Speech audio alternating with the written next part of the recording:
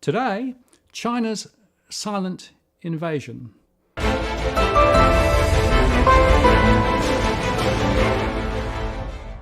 Hello again, it's Martin North from Digital Finance Analytics. Welcome to the latest posts covering finance and property news with a distinctively Australian flavour. Today I'm joined by Clive Hamilton, Professor of Public Ethics at 찰스스터트 University in Canberra. Hello, Clive. G'day, Martin. Really appreciate your time. And boy, you've just recently published in February a remarkable book called Silent Invasion, China's Influence in Australia. I've read the book and it is a bombshell.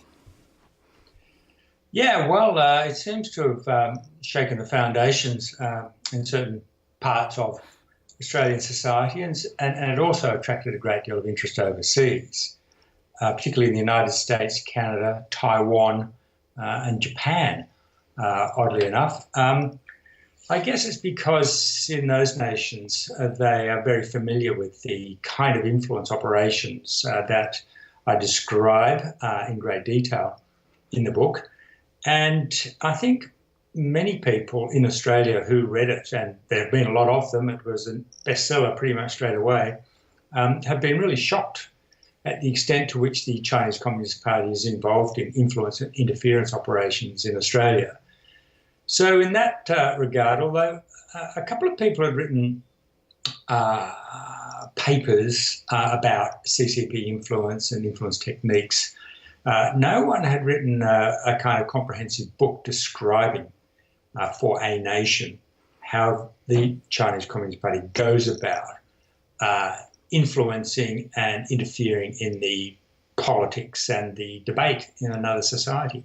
And what was interesting to me, Clive, was that a lot of that influence is, a little bit quiet, a little bit soft, but very powerful, isn't it, in terms of almost below the waterline?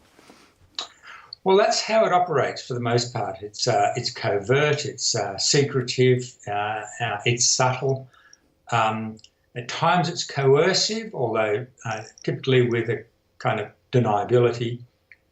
And the essential approach of the Chinese Communist Party in promoting its objective of dominating other countries and eventually becoming the global hegemonic power, replacing the United States, is to work on the elites. They're not so worried about the mass of ordinary people. They want to go where the power lies. And so their influence operations are focused primarily on political, business, university, media, and cultural elites.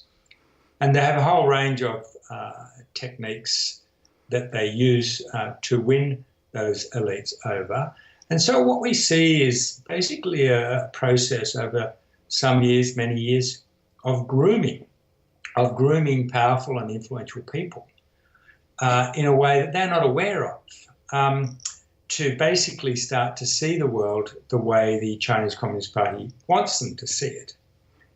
And occasionally we see very glaring instances of it. We've seen one, more than one, but one in particular I'm thinking of in recent times, and that is after the Australian government made a perfectly reasonable proposal for there to be an international independent inquiry into the origins of the coronavirus.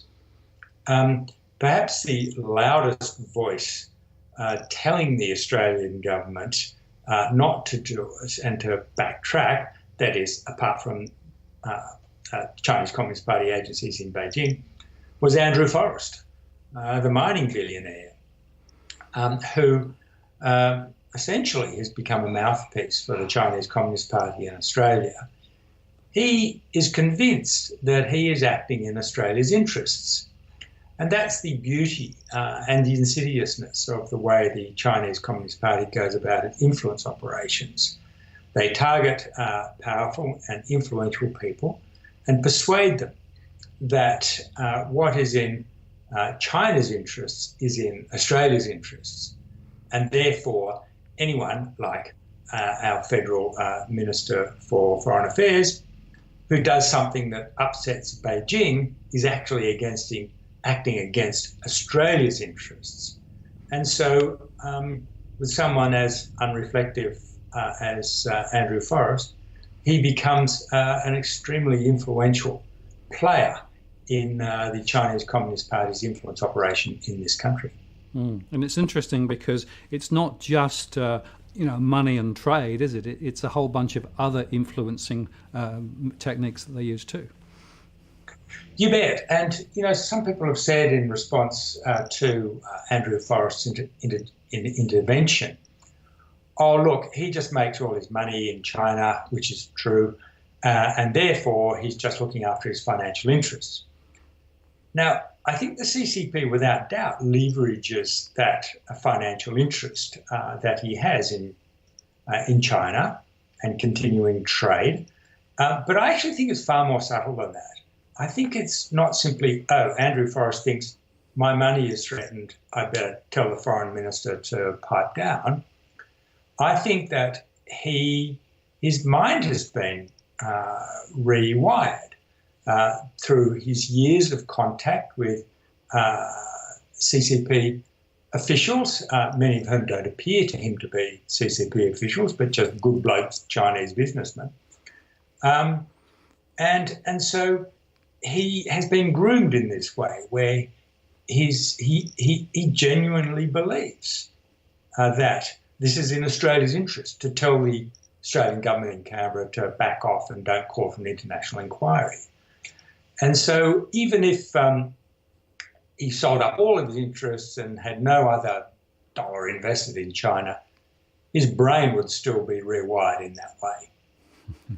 And one question I did have was, the relationship between CCP and the rest of China is quite interesting, isn't it? Right? Because, people might actually be thinking they're interacting with just normal, Chinese business people, but often the tentacles of the CCP are actually plugged in there behind the scenes. Always and everywhere. Whenever a foreigner, whether it be Andrew Forrest or a parliamentary delegation or the mayor of Wagga or a delegation of journalists taken to China by Bob Carr, they never meet ordinary people.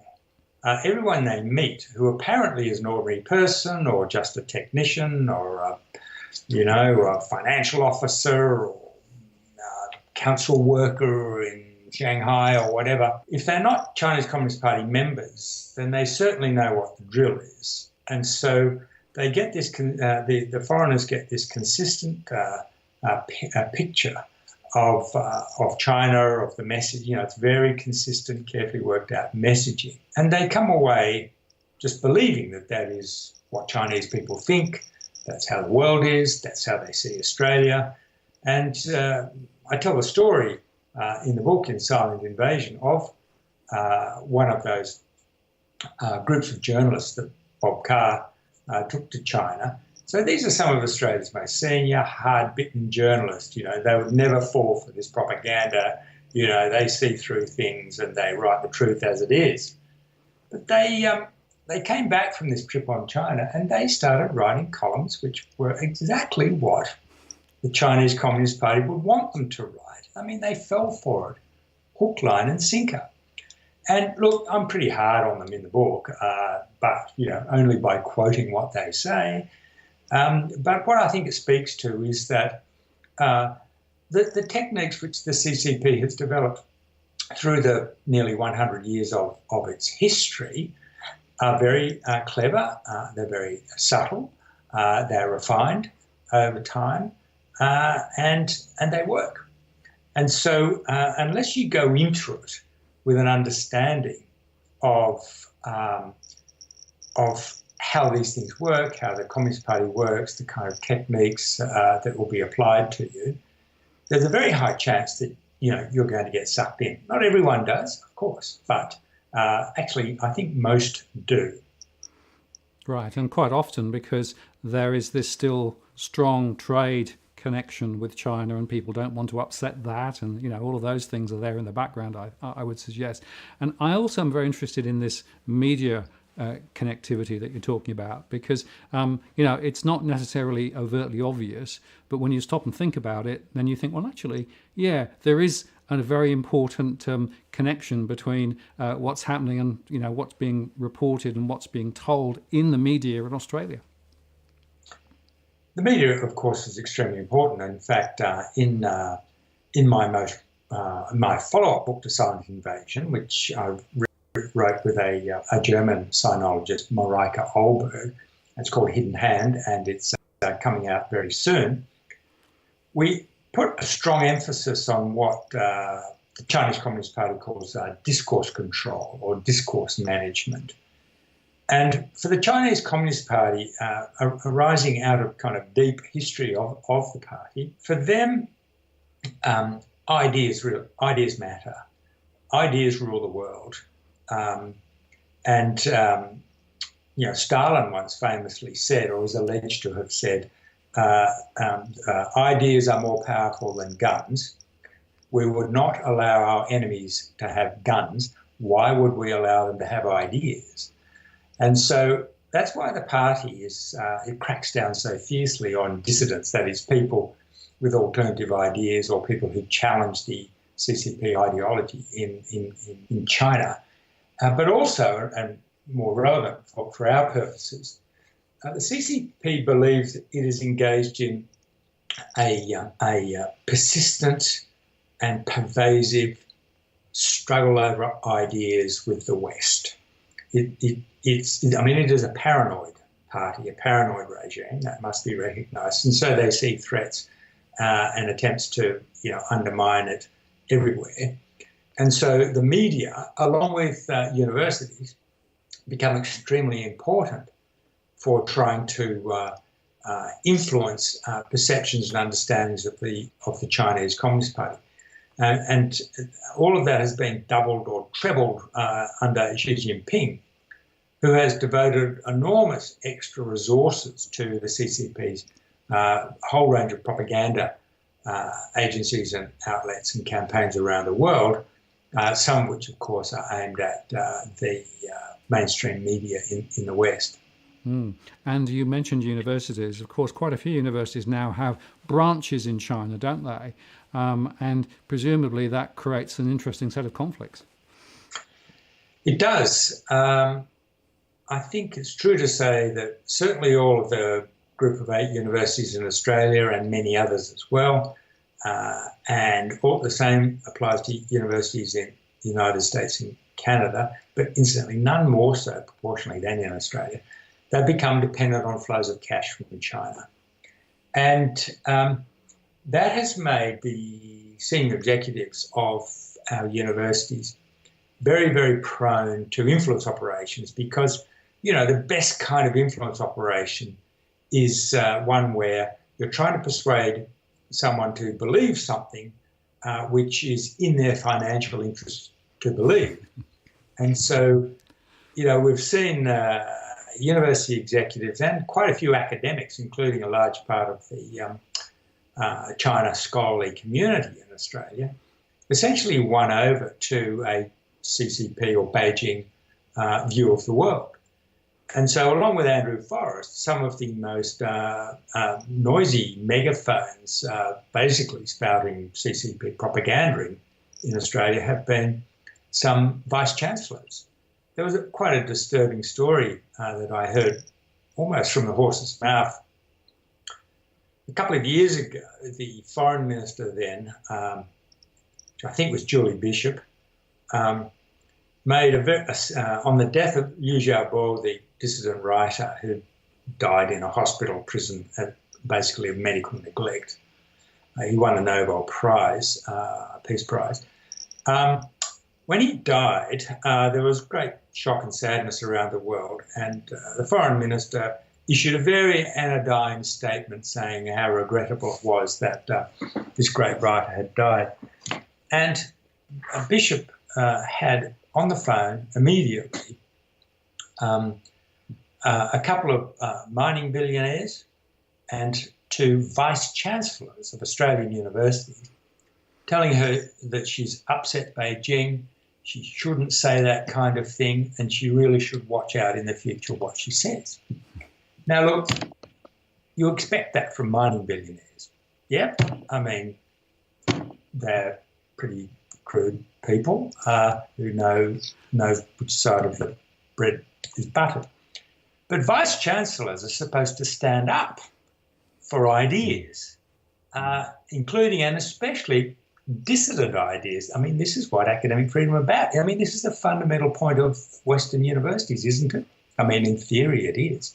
And yet here we have these people who should above all in Australia be defending free speech and academic freedom, and those who defend free speech and academic freedom, telling the Foreign Minister of Australia that she should say nothing about the death, the tragic death, of a Nobel Prize winning writer. I was shocked by that. I mean, even I was shocked by that.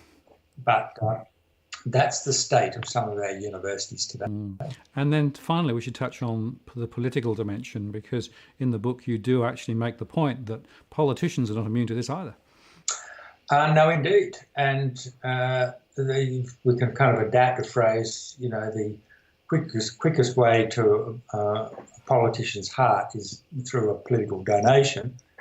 And, you know, when you have someone like the Chinese billionaire Huang Yongmo, who's now been kicked out of Australia because, as Yeo believes, he's a security threat because of his links to the Chinese Communist Party, when he makes very large donations to either political parties, I mean, these people are, you know, bipartisan in their, you know, political views. They want to influence everyone who might get into a position of power.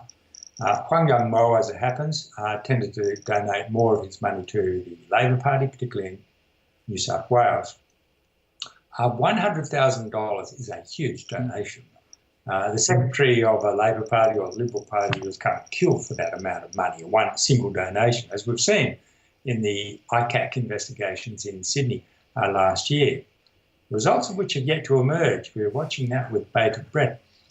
And so that gives a wealthy person immediate access and a great deal of influence, as we saw in the kind of, I think it's true now to say, the tragic case of Sam Dastyari, who essentially sold his soul to the Chinese Communist Party without understanding what he was doing.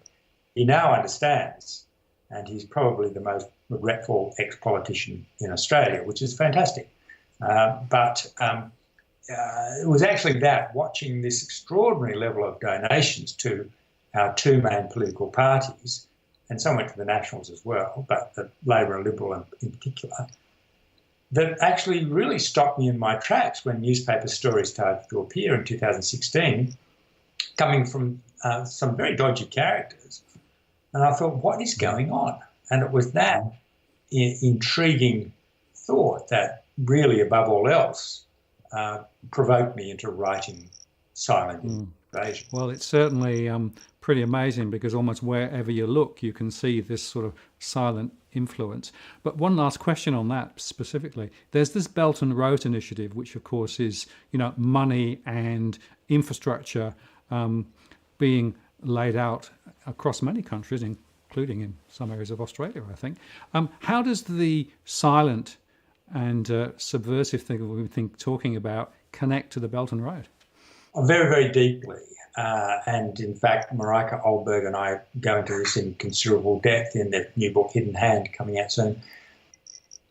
You know, there's a kind of narrative about the Belt and Road, which is very much the one that the Chinese Communist Party wanted to put out. And that is that we've got this surplus cash, we've built all of our roads and bridges and train lines. And so, you know what we're going to do? We're going to go and link up the world with interconnectivity to enhance trade and investment. And we've got all this money, we're going to go and, you know, provide low interest loans and build these things, you know, on the Belt and the Road, across to Europe, down through Pakistan, you know, across through the stands, down through Southeast Asia to Australasia. And really, it's now everywhere, Africa in particular. And on the face of it, it was, well, they've got all this money, they need to get rid of it, they've got expertise, let them build. And, of course, then people started to point out that often there was a kind of political quid pro quo that went with this, that the CCP, or the Chinese government, through the Belt and Road, became a major investment in certain countries or parts of countries, and that gave them a great deal of access and influence over certain politicians and, of course, certain elements of the business community. So here they were exerting political influence. But, in the course of writing this new book, we came to the view that there's a really deep, badly overlooked element of the whole Belt and Road Initiative, which actually occurred to me when I was looking at the agreement that Beijing had struck with Italy, which was very, very important because Italy, in signing a Belt and Road Agreement, was the first Western nation to sign up to it. And Beijing saw Italy as its kind of gateway into Europe to gain political influence. And there are elements in these, all of these Belt and Road Agreements, including the one that the Victorian government signed against the wishes of the Commonwealth.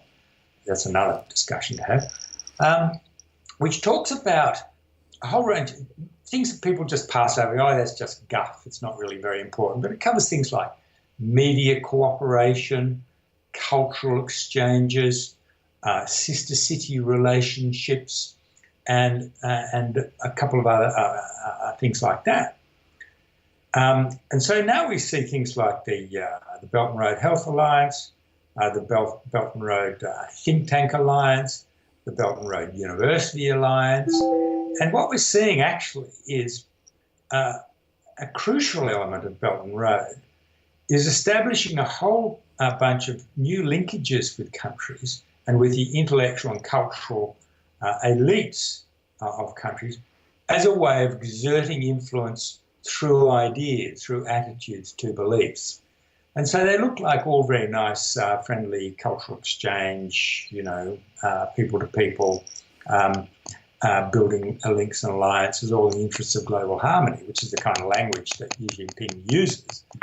But in fact, it's subtly but very deliberately aimed at gaining influence over the purveyors of ideas, the purveyors of attitudes. And I think that in the long term, that is the most important aspect of the whole Belt and Road Agreement. And I guess there's another angle here, and that is the human rights issues in China. Looking at it, it looks as though they sort of massage what's going on and present it differently to try and downplay things that we would otherwise perhaps think were pretty bad. Oh, yeah, the CCP bosses in Beijing have suffered some pretty severe PR setbacks globally with the Hong Kong situation, but particularly with the Xinjiang concentration camps, which have really damaged its reputation. And so it's had to work very, very hard through all of the levers that it has at its disposal and which it has built and created throughout Western countries to try to shape the way people understand those issues in a way that makes them look less like really gross violations of human rights on a massive scale. And so shaping those narratives are extremely important to it. And one of the things that a number of commentators have pointed out is that if you remember that the Uyghur people are, for the most part, Islamic people, and that the CCP has a sustained and extremely well-documented campaign of essentially religious cultural genocide, forcing men to cut off their beards, forcing them to drink alcohol, forcing women to take off their veils, preventing them from worshipping, or where they do, putting up pictures of Xi Jinping in the mosques. Extraordinary stuff. Forcing them to chant CCP slogans. This is kind of almost unbelievable. And yet there's been virtually no peep of criticism at all out of Muslim countries around the world. And so what that shows you is that the CCP has managed very effectively through a global campaign to gain influence in key Islamic countries like Turkey, like Saudi Arabia, like Indonesia, where you would expect huge outcry and mass demonstrations from ordinary Muslims against this awful violation of the rights of a really major Muslim population in the west of China. And so what should we do then? I mean, obviously exposing this perhaps opens people's eyes, but is there more than we should be doing than that? Yeah, I mean, I think you're right, Martin. I mean, opening people's eyes is the most important thing. Because once people become aware of what's going on, that's the first line of resistance to the influence campaigns. And so we've seen that, we think, building on the Dastyari affair and the kind of uproar that created and the measures that the Turnbull government took to implement foreign interference laws, that has above all made almost all federal politicians, I think it's probably true to say, extremely wary about being coerced or otherwise persuaded to join in some kind of activity that is or could be a united front CCP operation in Australia.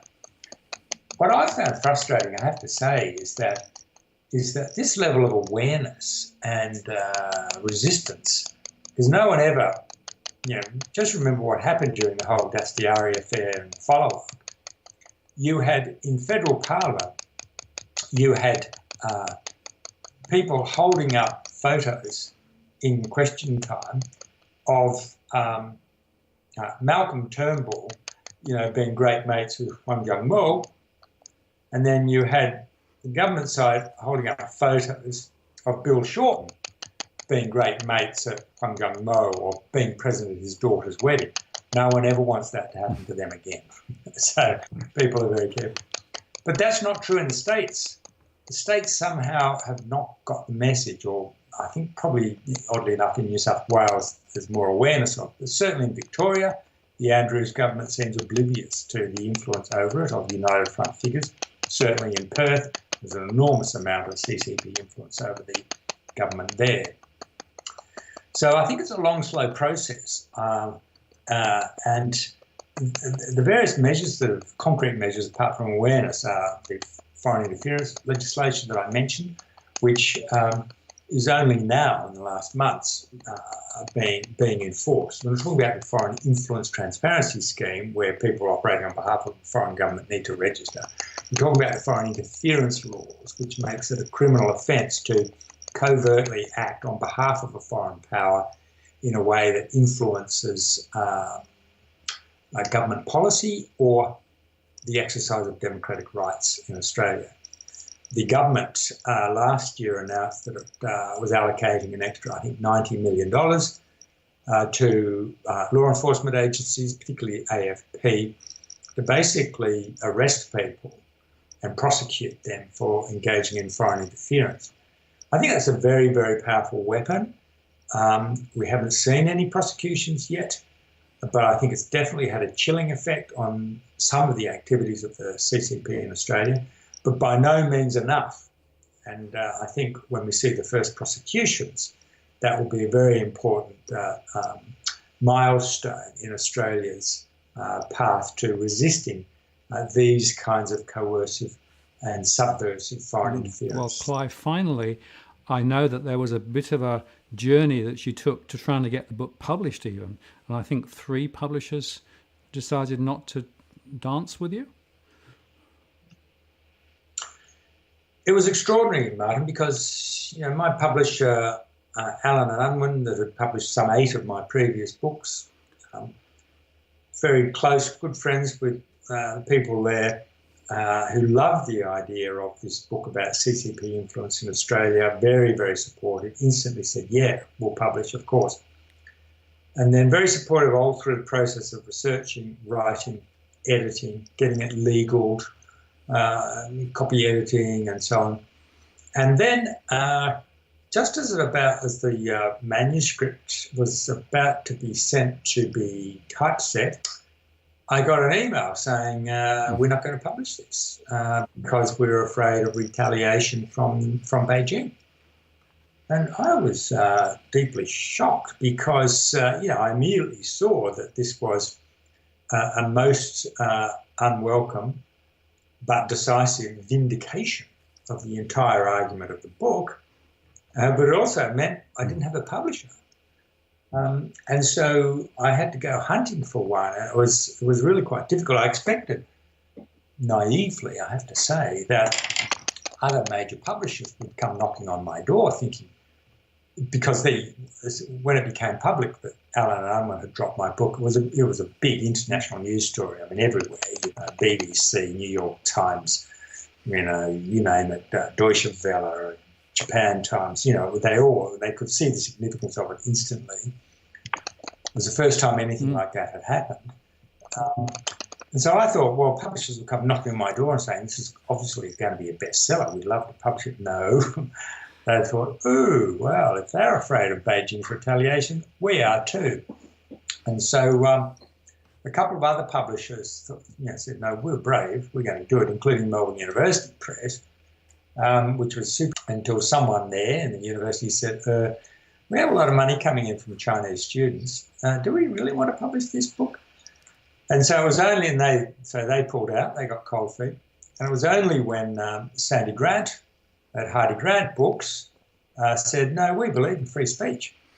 And so at last I found a saviour, and they were absolutely fantastic, and they published it, and the rest of it is history. Well, it's in its own right, the book is an illustration of the problem, isn't it?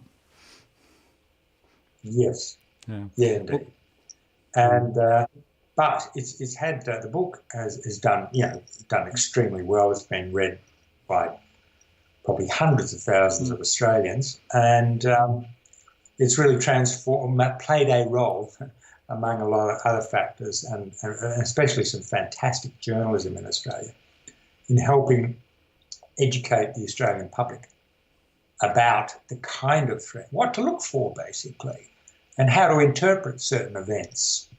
And that's our best defensive weapon, to have an understanding of what's going on and be able then to resist, to be able to say no and say, no, we value our democratic institutions. We value our rights to free speech and free assembly and so on.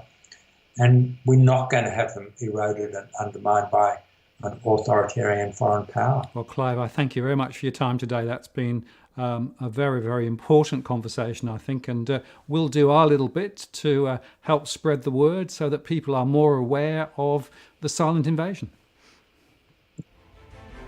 Thanks, Martin. Thank you very much. Talk to you. Take care. Yeah.